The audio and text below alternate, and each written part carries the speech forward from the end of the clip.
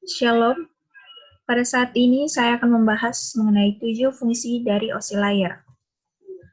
Perkenalkan, nama saya Evelyn Papuani Ruung dari kelas E3 dengan NIM 219611190.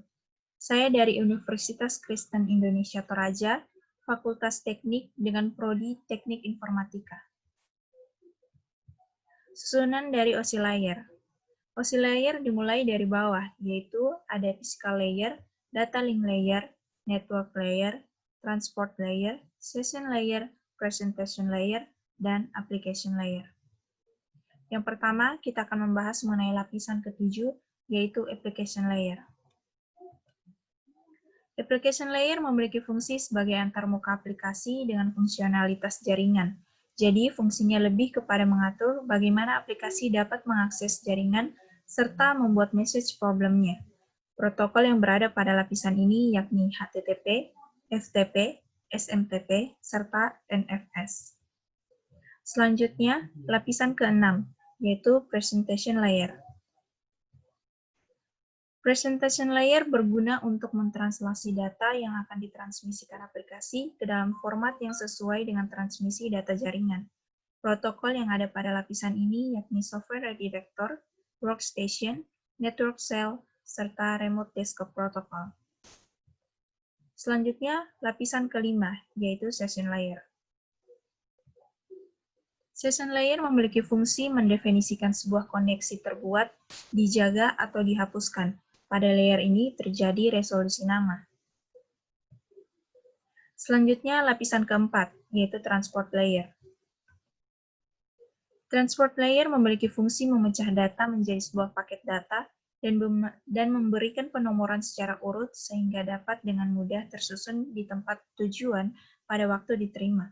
Pada lapisan layer ini terjadi notifikasi bahwa paket telah sukses diterima, dan jika ada paket data yang hilang di tengah jalan, maka secara otomatis akan ditransmisikan ulang. Selanjutnya, lapisan ketiga, yaitu network layer. Network layer memiliki fungsi untuk mendefinisikan alamat IP, lalu membuat header tiap paket data, dan melakukan routing dan interworking menggunakan router dan switch layer 3. Selanjutnya, yang keenam, ada lapisan kedua, yaitu data link layer. Data link layer memiliki fungsi mengelompokkan bit-bit data menjadi sebuah frame. Di dalam lapisan ini juga terjadi aktivitas mengoreksi kesalahan, flow control, pengelamatan hardware, dan menentukan jalannya perangkat jaringan seperti hub, write, repeater, dan switch layer 2 berjalan.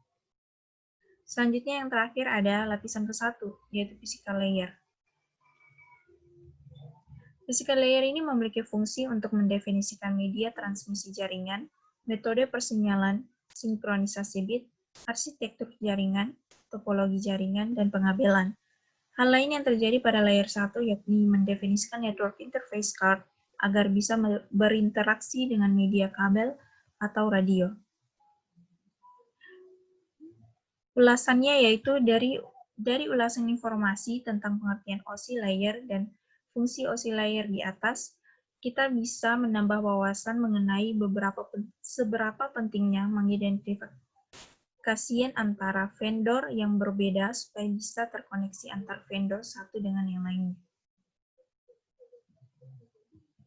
Sekian dan terima kasih. Sumber materi dibuat oleh Ali Sodikin.